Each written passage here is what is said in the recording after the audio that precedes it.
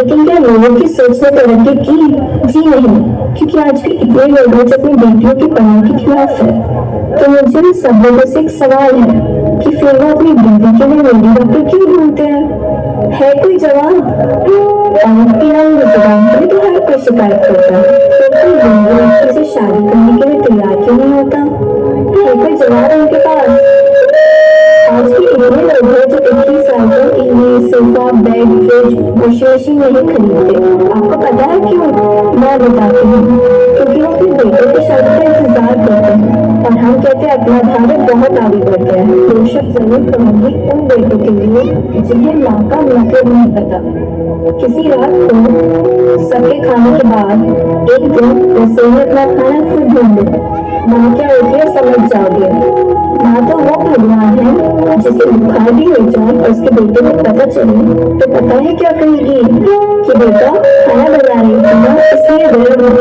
अब हमें पुराने रीति रिवाज को तोड़कर आगे बढ़ना होगा और ऐसा कर गुजरना होगा कि हर माँ हर बाप ये कहे कि मुझे अपनी बेटी को घर दो और अगले जन्म में मुझे बेटी ही चाहिए।